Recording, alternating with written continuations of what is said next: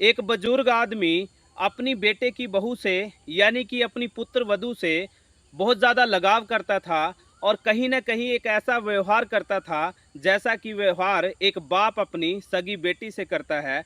और होता कुछ यूँ है कि एक दिन रात्रि के लगभग 1 बजे वही बुजुर्ग व्यक्ति अपनी बेटे की बहू को यानी कि अपनी पुत्र वधू को आपत्तिजनक स्थिति में देख लेता है, कहीं न कहीं उसको बिना कपड़ों के देख लेता है।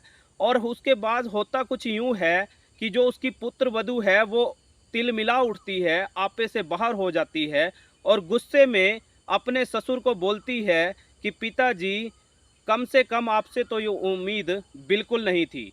और साथियों, ये जो छोटा-सा आपने घटनाक्रम सुना, इस छोटे से घटनाक्रम के पीछे की जो कहानी है, उसका आप लोग सहज ही अंदाज़ा लगा सकते हैं कि इसके पीछे बहुत बड़ी घटना और कहानी छिपी हुई है। एक इतनी बड़ी घटना और कहानी छिपी हुई है कि जब भी आप इसको सुनेंगे और समझेंगे, तो आप लोगों के भी रोंगटे खड़े हो जाएँगे, आप लोग भी सोचने-समझने पर मजबूर हो जाएँगे, आप लोग भी सुन कर के दंग रह जाएँगे। कहीं न कहीं सगे रिश्तों पर भी यकीन कर पाना आप लोगों को मुश्किल हो जाएगा। तो नमस्कार, आदाब, सत श्री अकाल, राम राम साथियों, मैं हूं आपका अपना सुशील कश्यप हरियाणा से। और साथियों, मैं आप सभी का सर झुका कर के अभिनंदन करता हूं, स्वागत करता हूं अपनी एक और नई वीडियो में, जो कि आधारित है एक सच्ची घटना पर। और साथियों, आज की जो हमारी सच्ची घटना है वो संबंधित है राजस्थान से। राजस्थान में दरअसल एक ज़िला पड़ता है भरतपुर, जहां की आज की हमारी ये घटना कहानी है। और इस कहानी में मुख्य 4 पात्र हैं, जिन लोगों के इर्द गिर्द ये पूरी घटना और कहानी बनाई गई है, घटित हुई है। पहला नाम आता है पवन कुमार का और दूसरा नाम आता है रीमा का। रीमा दरअसल पवन कुमार की ही पत्नी है। और तीसरा नाम आता है राम प्रसाद शर्मा का, जो कि पवन का पिता है यानी कि रीमा का ससुर है। और चौथा नाम आता है भोला का, जो कि पवन कुमार का लंगोटिया यार कह लीजिए या उसका बेस्ट फ्रेंड कह लीजिए। दरअसल घटना और कहानी की शुरुआत कुछ यूँ होती है कि 2015 में पवन कुमार नाम के इस व्यक्ति की शादी होती है। और शादी होती है अपनी उम्र से लगभग 14 साल कम उम्र की लड़की के साथ, जिसका नाम है रीमा, जो कि मूल रूप से उत्तर प्रदेश का एक ज़िला है कानपुर, वहीं की रहने वाली थी। और कहीं न कहीं जो दोनों लोग हैं अपनी शादी से बहुत ज़्यादा खुश थे, बहुत ज़्यादा प्रसन्न थे। और उसके बाद जो पवन कुमार है, एक दिन अपने पिताजी को कॉल करता है और बोलता है कि पिताजी, चूँकि मेरी जो नौकरी है वो दिल्ली है और दिल्ली में मैं यहाँ पर रह कर के कहीं न कहीं खाना भी खुद बनाता हूँ और कहीं न कहीं मुझे कपड़े भी खुद ही धोने पड़ते हैं, उनको प्रेस करना पड़ता है। तमाम वो सुख सुविधाएँ मैं अपने लिए जुटा नहीं पा रहा हूँ जो कि मुझे चाहिए। इसलिए आपको यदि ऐतराज़ ना हो, तो क्या मैं अपनी पत्नी यानी रीमा को दिल्ली लेके आ सकता हूँ, ताकि मुझे कोई भी समस्या ना हो। और जो राम प्रसाद यानी कि जो पवन का पिता था, वो बोलता है कि बेटा, मुझे कोई भी ऐतराज़ नहीं है, तुम रीमा को अपने साथ ले जा सकते हो। और जो रीमा है, पवन है, दोनों इकट्ठे खुशी-खुशी दिल्ली में रहने लगते हैं। बहुत ज़्यादा खुश थे दोनों। और उस दौरान जो है भोला नाम का एक जो लड़का है, वो पवन कुमार के साथ आए दिन पवन के घर आया करता था। कहीं न कहीं पवन के साथ वो मिल बैठ कर के खाना खाता था। कहीं न कहीं जब भी पार्टी या दारू वो एक दू पिया करते थे, तो कहीं न कहीं वो एक दूसरे से तमाम वो चीज़ें शेयर करते थे, जो एक दोस्त अमूमन करते हैं। और उसी दौरान जब उसका आना-जाना लगातार घर पे लगा रहता था, तो जो रीमा है, वो कहीं न कहीं भोला को पसंद करने लगती है, कहीं न कहीं भोला को दिल दे बैठती है। और चंद ही दिनों में एक दूसरे को वो इतना ज़्यादा चाहने लगते हैं कि एक दूसरे के बिना वो रह भी नहीं पाते थे। कहीं न कहीं उनका एक दूसरे के साथ अफ़ेयर चल पड़ता है। और जब भी उनको मौका लगता था, वो एक दूसरे से मिलने लगते हैं, एक दूसरे के साथ शारीरिक संबंध बनाने लगते हैं। क्योंकि जो रीमा थी, भोला को लेकर के बहुत ज़्यादा खुश थी, उसको बहुत ज़्यादा चाहती थी।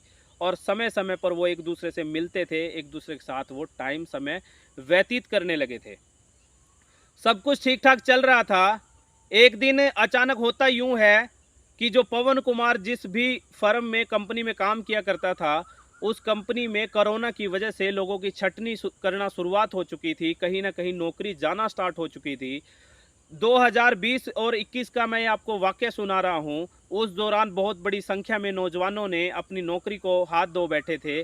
कहीं न कहीं उनकी नौकरी चली गई थी और उसी दौरान जो है पवन अपने पिता को कॉल करके बोलता है कि पिताजी, कोरोना काल चल रहा है और कहीं न कहीं जो है यहाँ पर रहने और खाने की व्यवस्था करना भी मुश्किल हो गया है। कहीं न कहीं उसकी नौकरी जाने को है।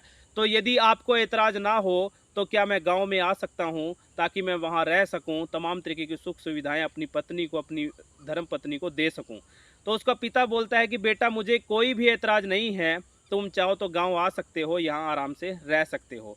और जो पवन है अपनी पत्नी यानी रीमा को लेकर के गाँव चला जाता है और वहाँ आराम से रहने लगता है। लेकिन जो रीमा है, कहीं न कहीं जो भोला है उसके साथ संबंध में थी, उसके साथ बेइंतहा मोहब्बत करती थी, प्यार करती थी और तब भी जो रीमा और भोला है एक दूसरे से बात करते हैं और जब तब भी उनको समय मिलता था, वो एक दूसरे से मिलते थे, कहीं न कहीं एक दूसरे से शारीरिक संबंध भी बनाया करते थे और रह करके जो रीमा है, उसको भोला की याद सताया करती थी और वो आए दिन एक दूसरे से मिलने लगते हैं। जब भी समय मिलता था वो एक दूसरे के साथ व्यतीत करते हैं और एक दिन होता कुछ यूँ है कि रात के समय जैसे ही रीमा अपने तमाम पारिवारिक सदस्यों को खाने में नशीला पदार्थ परोसती है, नशीली दवाई मिला कर के परोसती है, सारे लोग जो है मदहोश थे, नशे में चूर थे और उसी दौरान रात को लगभग 12 से 1 बजे के बीच भोला नाम का वो उसका प्रेमी आ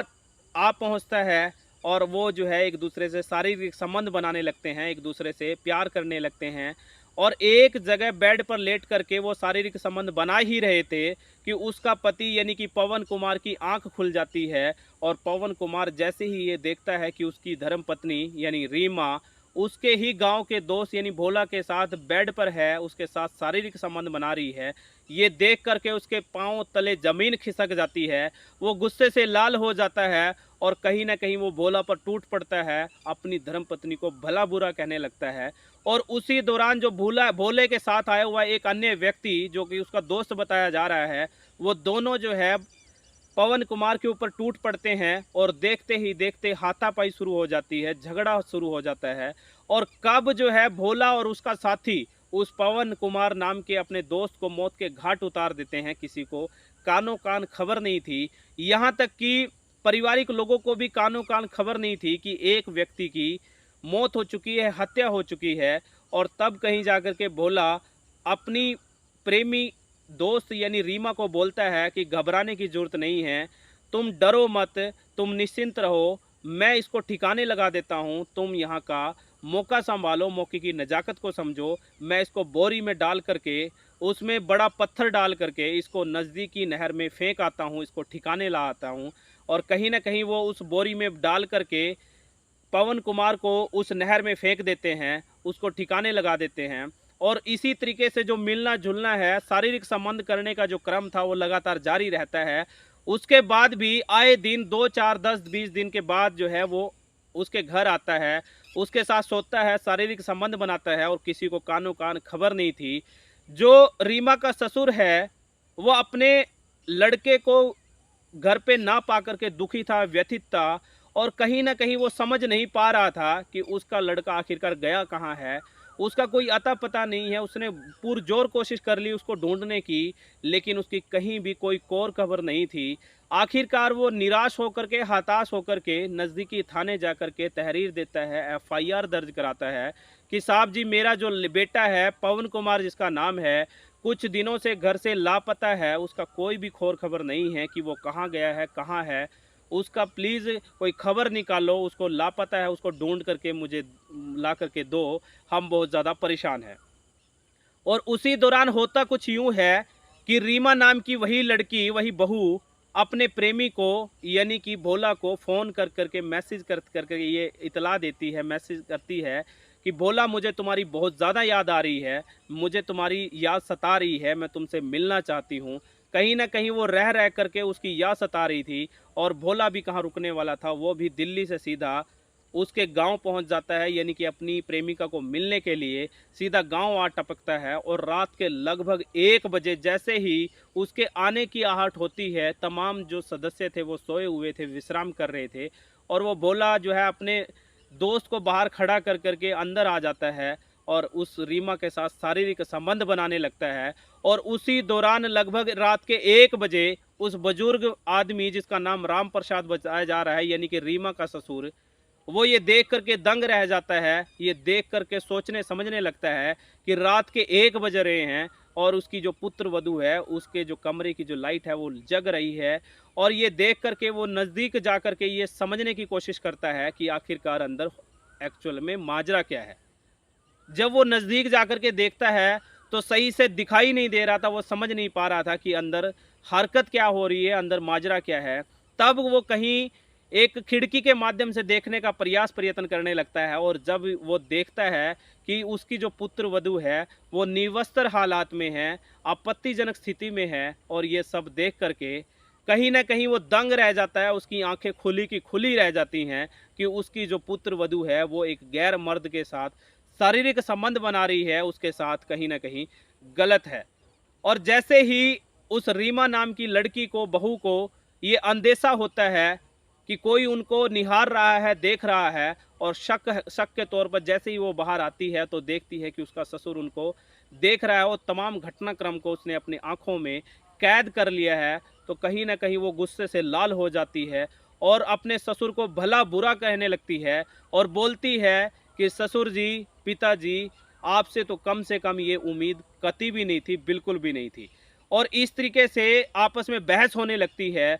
और जो भोला नाम का वो प्रेमी प्रेमी था और भोला नाम का वो व्यक्ति था, वो भी कहीं न कहीं उसके ससुर को डाँटने लगता है, फटकारने लगता है, उसको चेतावनी देता है, धमकी देता है कि तुम जो है अपने आप को सँभालो, अपनी ज़ुबान पे लगाम दो, नहीं तो तुम्हारा भी वही हशर होगा, जो हशर तुम्हारे बेटे का यानी पवन कुमार का हुआ है। तो कहीं न कहीं वो बुजुर्ग व्यक्ति राम प्रसाद शर्मा भी घबरा जाता है। मौके पर जो है तमाम लोग तितर-बितर हो जाते हैं और उसके बाद जो है कहीं न कहीं जो राम प्रसाद है वो पुलिस को जाकर के ये तहरीर देता है, ये सूचना देता है कि हो ना हो उसके लड़के को कहीं न कहीं गुम कर दिया गया है, किडनैप कर दिया गया है, उसकी हत्या भी कर कर कर कर की जा सकती है। कहीं न कहीं उसके बेटे की हत्या भी की जा सकती है। तब कहीं जाकर के पुलिस हरकत में आती है। तमाम एंगल से, तमाम तथ्यों के आधार पर तत्परता से इसमें कार्रवाई करते हुए उस सबसे पहले तो शक के तौर पर रीमा को पकड़ा जाता है। लेकिन कहीं न कहीं जो ससुर है वो रीमा का बचाव कर रहा था, क्योंकि जो रीमा है उसको वो अपनी बेटी की तरह मानता था, बेटी की तरह ही उससे व्यवहार किया करता था। लेकिन पुलिस की जो शक की सुई है उस रीमा पर आकर के टिक जाती है और पहले तो प्यार से, और जब सख्ती से उससे पूछताछ की जाती है तो कहीं न कहीं जो रीमा है वो बहुत बड़ा खुलासा इस पूरे प्रकरण में, पूरी घटना में करती है कि उसने ही अपने प्रेमी यानी भोला के साथ मिलकर के इस पूरे घटनाक्रम को अंजाम दिया। और कब उसके पति की हत्या हो गई उसको भी कानो कान खबर नहीं थी। और जब इस पूरे घटनाक्रम का खुलासा, गुत्थी को सुलझाने का जो है खुलासा पुलिस ने किया, तो तमाम लोग हरकत में आ गए, तमाम लोग जो है सोचने समझने पर मजबूर हो गए। और जैसे ही ये जो घटना थी, कहानी थी, इसकी सूचना दूर दराज में बैठे हुए लोगों को तमाम न्यूज़ चैनल्स के माध्यम से, प्रिंट मीडिया के, इलेक्ट्रॉनिक मीडिया के माध्यम से पहुंची, तो हर वो व्यक्ति सोचने समझने पर मजबूर हो गया कि क्या आखिरकार ऐसा भी हो सकता है। लोगों को विश्वास ही नहीं हो पा रहा था। लोग जो है अपने सगे रिश्तों को भी समझने में विश्वास नहीं कर पा रहे थे। लोगों को कहीं न कहीं अपने रिश्तों पर विश्वास करने में भी मुश्किल हो रही थी।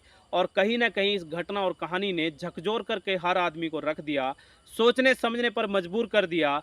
और बहुत बड़ा संदेश जो है देश दुनिया में इस घटना और कहानी से गया। तो नमस्कार, आदाब, सत श्री अकाल, राम राम साथियों, ये थी आज की हमारी घटना और कहानी। फिर हाजिर होऊंगा एक और नई घटना कहानी के साथ। तब तक के लिए मुझे दीजिए इजाज़त। धन्यवाद, आभार। और जाते जाते मैं आप लोगों को बताता चलूं कि इस तरीके की घटना और कहानियों को सुना करके हमारा मकसद कोई आप लोगों को परेशान करना नहीं है, हमारा मकसद कोई आप लोगों का दिल दुखाने का नहीं है।